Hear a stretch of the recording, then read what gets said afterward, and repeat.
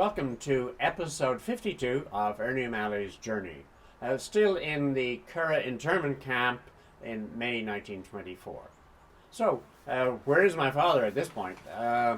He's in the internment camp. He's come through the 41-day hunger strike in Kilmainham jail, moved to two hospitals to get some treatment, and then in the hospital down in the Curragh camp, and finally moved out into the general hut. He was felt ill at ease in the sense that at least for that first month and a half after coming off the hunger strike, he had medical attention. And in the Curragh, he didn't have that medical attention. These are the simple things of life, perhaps the odd massage, the nurse who could help out. And he was put into a hut with 35 other members of the IRA.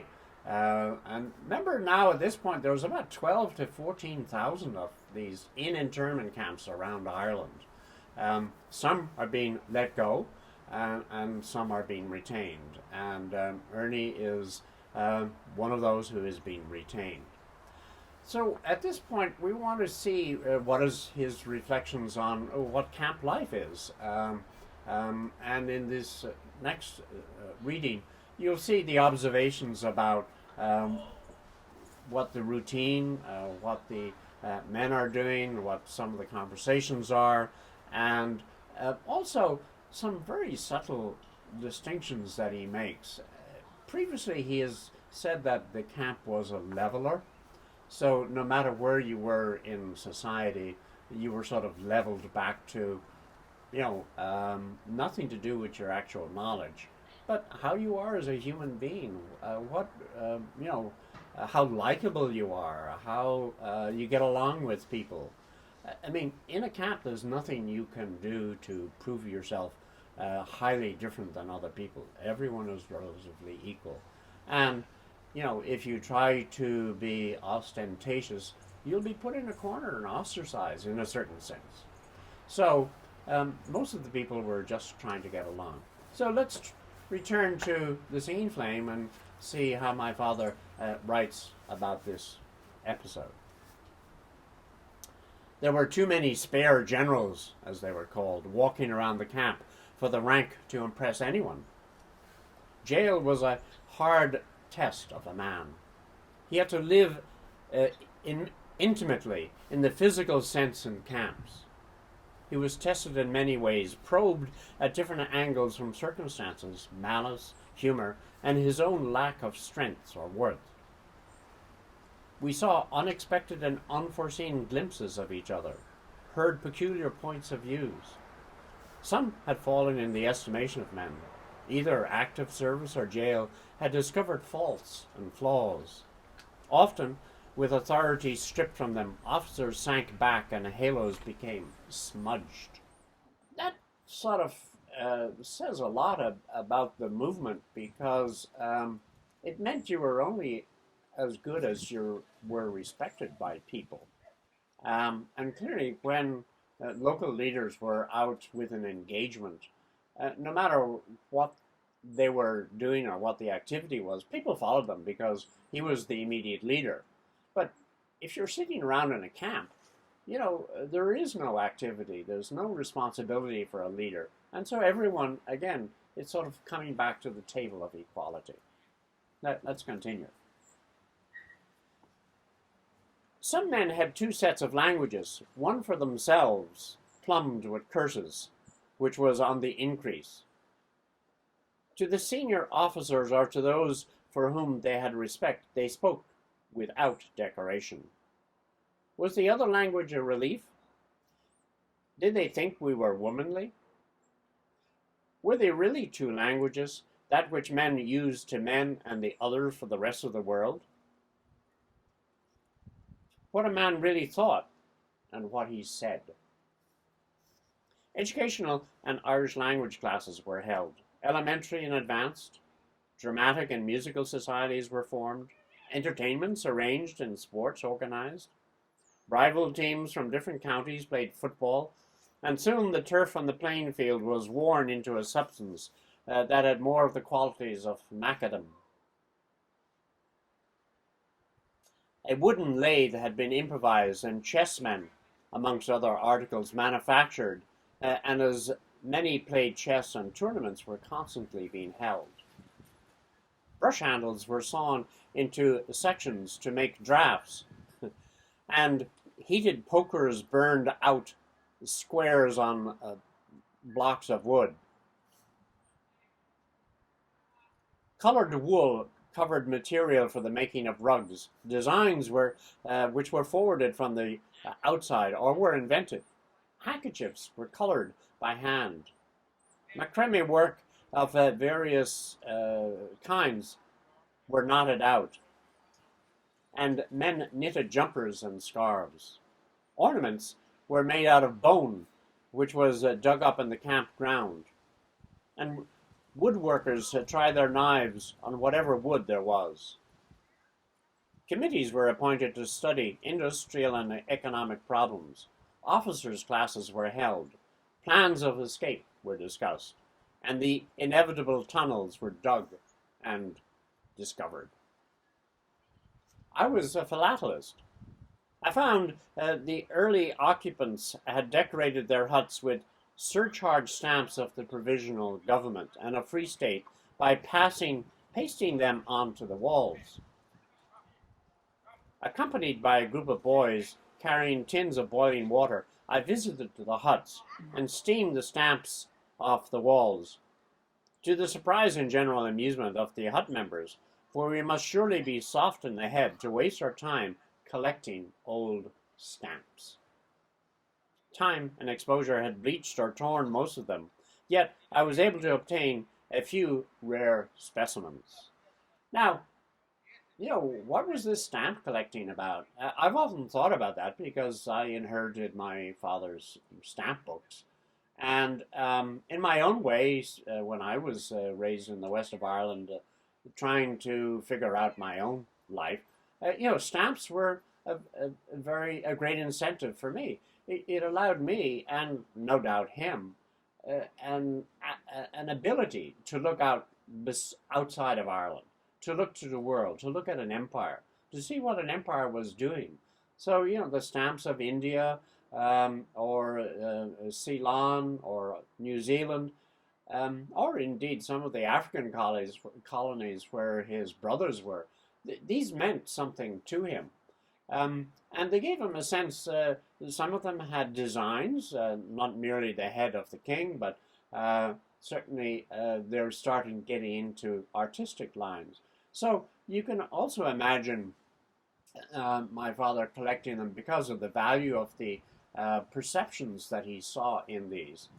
You could be called a flight of imagination, and that's what stamps allow you to do. You see an instant of beauty. And indeed, when you think of a unique stamp coming to you in the mail, it's just something of pleasure, and you look at it with its vitality and color. So, I'm sure Father looked at that. And what we were talking about is getting the Free State stamps where the initial Free State stamp was in fact a British stamp, which had an overprint. And so the overprint said Irish Free State in Irish. And that was then stamped on them, and the English stamp was circulated. Eventually, when the Irish Philatelic Agency was up and running, they were able to print their own stamps. It had been a very cold winter, I was told, in the bare huts on the wind-swept, level Curragh, but in summer it was pleasant enough, although a rainy day meant muddied, dirtied boots, which occasionally required extra work in keeping the huts clean. Firewood was not as serious a problem as it had been in the winter, yet we needed material for our braziers to cook off on our food. Coal might be obtained by taunting the orderlies as they carried buckets of fuel to the ovens, as a discreet invective might result in lumps of coal being fired at the tormentors by exasperated orderlies. Wood for the lathe was made more difficult to obtain, but a certain type of brush issued from the store provided suitable wood, so every artifice was devised to extract brushes from the reluctant quartermaster. One day, a military gun wagon entered the camp, and its soldiers and officers moved to the far end of the enclosure to inspect the sewage system, which was faulty. The wagon was hauled in between the two huts, and our men got busy with improvised saws. A knife could be made into a saw by hacking notches in at the intervals, forward for wool, backward for metal, and soon not a trace of the wagon remained. The parts were hidden or buried, and when the escort returned, their gun wagon had disappeared, and it could not be located. Then there was plenty of supply of fine material for the wood lathe. I met men whom I had not seen for years, boys who had been scouts along the road, and at whose houses I had stayed, were now officers. I got to know men who had been names only to me. We could talk about many things, and our judgments were varied, but I kept away from organized discussions. I had not made much of my responsibility. I could not see a definite future, and I could not pronounce on it. A movement was not going to get under my skin so much as I could not see life around me. The men I made straight as far as neglect of personal gain was considered, but not for the future. I could not see any leadership. Our lives did not touch intimately, save on the effort for political separation. So, again, here my father is observing on the men that he'd worked with and knew. And it was interesting that perhaps these men did not know of his role as being a senior officer or being in charge of the forecourts. And I think what he's saying is that if they didn't know, he didn't mention it. So this was his way of downplaying himself.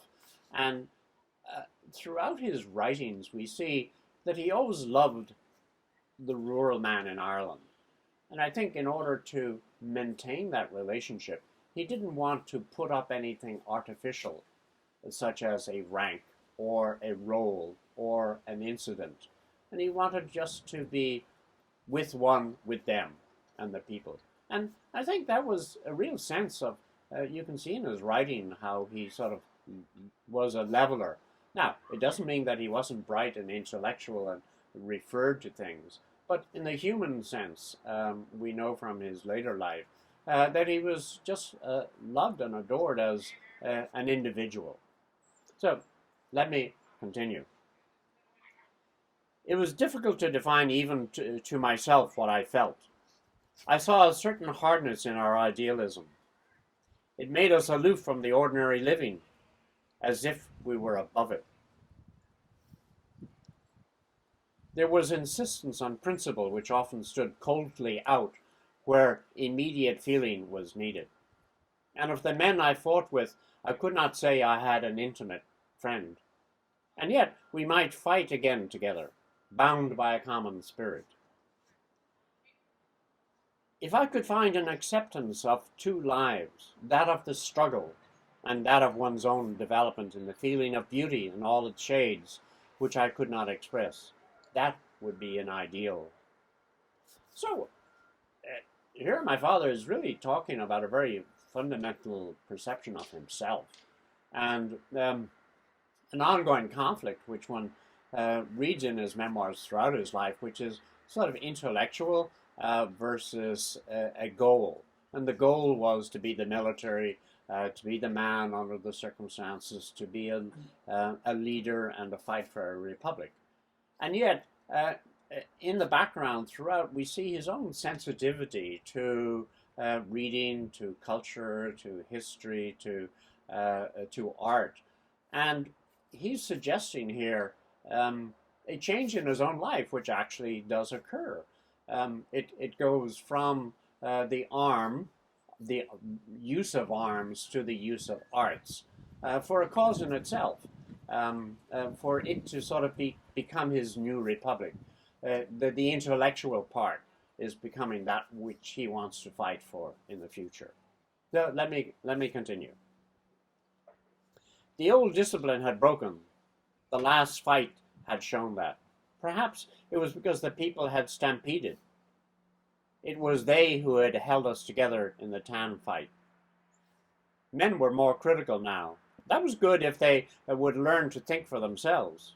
We discussed the breakdown of the hunger strike and of the change in mentality, the element of disillusion and of cynicism that was creeping in. Pooling our experiences, we examined the months during the truce and the period before the attack on the forecourts. And in light of our present knowledge of men and events, we saw things in a different way.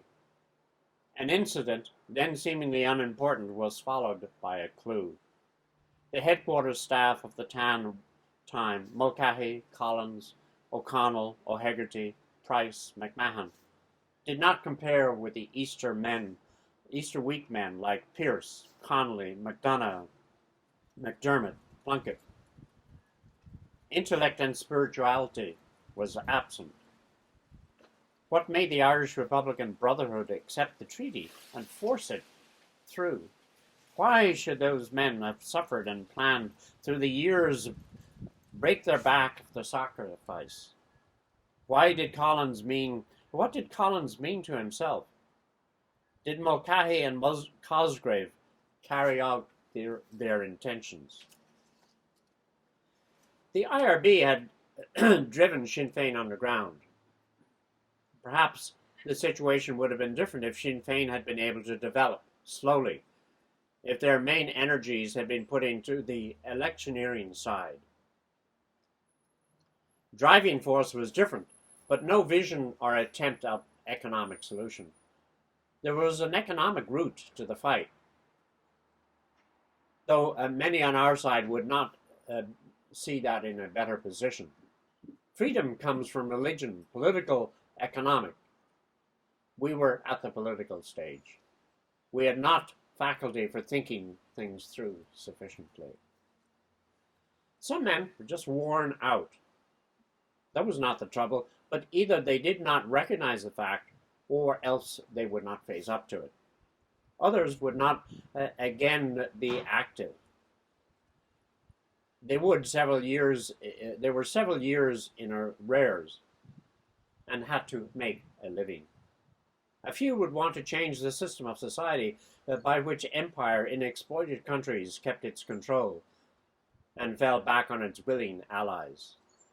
If there had been a definite, clear-defined objective to fight for, people could never have deceived themselves by thinking that they could accept another system. What they had fought for, I often thought, as I watched the men in my hut. They were from the country, city, and small town, and on the surface all seemed to be in common with what they had resisted: economic, social, and clerical pressure. It was an urge difficult to interpret, the right of a people to its own soil, so long as the people could not accept domination. George Russell, who, like many other intellectuals, had been with the people only when the agony was recognized abroad, had said, "If between myself and heaven I have to confess about Ireland, I would admit I know truly of its people and that I am of them. Why do they desire freedom? I think it is because they feel in themselves a gesture which has not been manifested in a civilization, as Greek, Roman, or Egyptian in the past has externalized their genius in a society with a culture, arts, and sciences peculiar to themselves. Ireland, through Sinn Féin, is fighting for freedom to manifest its genius."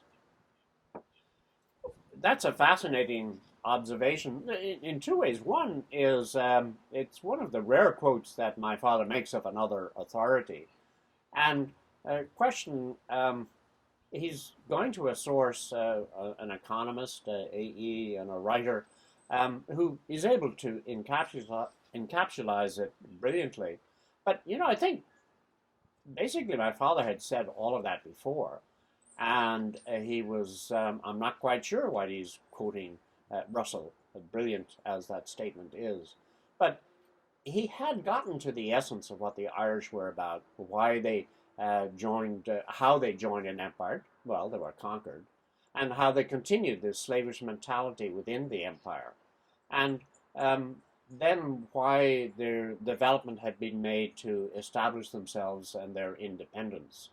So you can see part of Russell's words, in a fighting cause, come through the history which we've been reading about these many months. Um, so some more reflections on my father at this point. You can see that his health has improved. He's able to walk around the camp. He isn't grumbling as much in his memoir as he did. Was he in good health? No. I'm sure he needed significant rest every day. The reason he was exercising was, no doubt, so that he could be preparing for an escape, which one day might come up.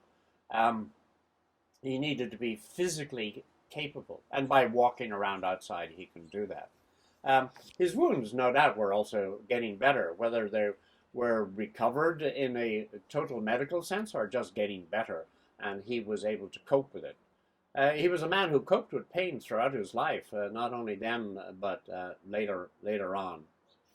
Um, and in this section, we see him sort of reflecting on the mentality of the Irish, their general human condition, their sometimes aspirations and sometimes lack of aspirations. Anyway, I find it an extraordinary writing and reflective thought.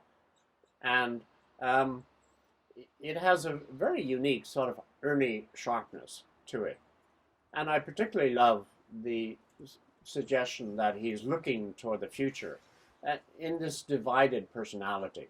And he lives with that throughout his life, not only in the earlier life, but in the later life when he goes into the arts.